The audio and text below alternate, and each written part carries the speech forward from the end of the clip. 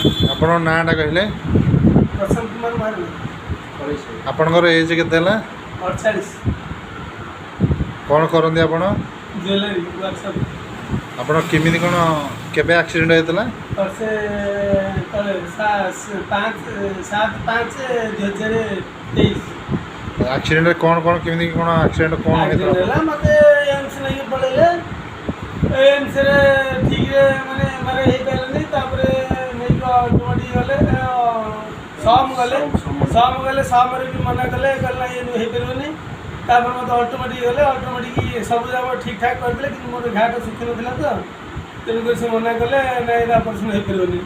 ଆମର ତ ତରତରରେ ଥିଲୁ, ଆମେ କିମ୍ସ ସେଇଠୁ ଗଲୁ।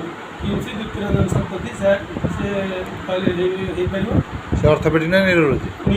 ନ୍ୟୁରୋ ସର୍ଜରୀ ସେ ମଧ୍ୟ ଅପରେସନ୍ ସକ୍ସେସ୍ କଲେ।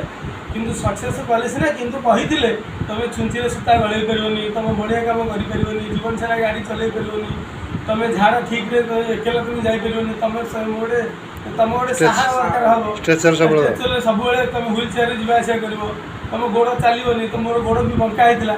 ମୋ କାର୍ଡ଼ଟା ନାହିଁ, ମୋ କାର୍ଡ଼ଟା ଅଛି ଦୋକାନରେ ମୋର କାର୍ଡ଼ଟା ଅଛି, ଯେଉଁ ବଙ୍କା ଗୋଡ଼ କାର୍ଡ଼ଟା ଯେଉଁଟା ମୋତେ ଦେଇଥିଲେ ସ୍ମାର୍ଟ କାର୍ଡ଼, ସେଇଟା ଦୋକାନରେ ଅଛି। ସେଇଟା ମୋତେ ଦେଇଥିଲି। ମୋର ସବୁ ଗୋଡ଼ ହାତ ବଙ୍କା ହେଇଗଲା, ମୋର ସବୁ ଠିକ୍ଠାକ୍ ନଥିଲା।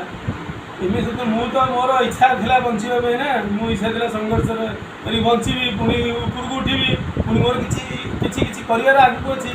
ମୁଁ ସାହସରେ ନିଶ୍ଚିତ ଭଲ ହେବି, ଯାହା ବି ଯାଉ ଭଲ ହେବି।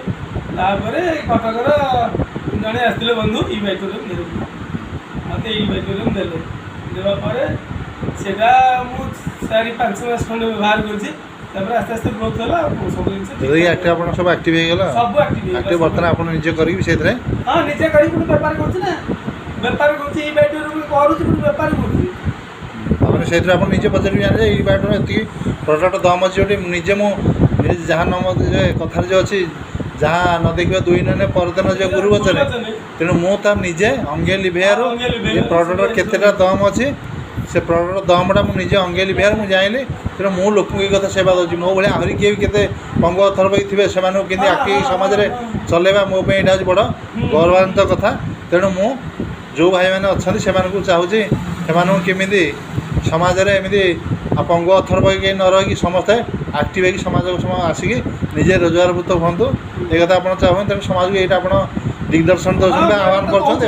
ଏଇଟା ତ ମୁଁ ସମସ୍ତଙ୍କୁ କହୁଛି, ଭାଇମାନେ ତମେ ଆସନ୍ତୁ, ଇ-ବାଇଟୋରିୟମ୍ ବ୍ୟବହାର କରନ୍ତୁ, ଆଉ ସଫଳ ହୁଅନ୍ତୁ। ତେଣୁ ଆଜି ଯେଉଁ ଇ-ବାଇଟୋରିୟମ୍ ପ୍ରଡ଼କ୍ଟ ଡକ୍ଟର ସରୋଜ ଯୋଶୀ ଏ ପ୍ରଡ଼କ୍ଟକୁ ବାହାର କରିବା ଦ୍ୱାରା ଲୋକ ଯେଉଁ ଉପକରଣ ଯାଇ ସମାଜକୁ ତାହେଲେ ମାନେ ସେଇ ଲୋକ ଏଇ ସରୋଜ ଯୋଶୀ ସାର୍ ଯିଏକି ଆଜି ସମାଜକୁ ସୁରକ୍ଷା ଦେଉଛନ୍ତି, ସୁରକ୍ଷା ଦେଉନାହାନ୍ତି ତ ଜୀବଦାନ ଦେଇ ଦେଉଛନ୍ତି।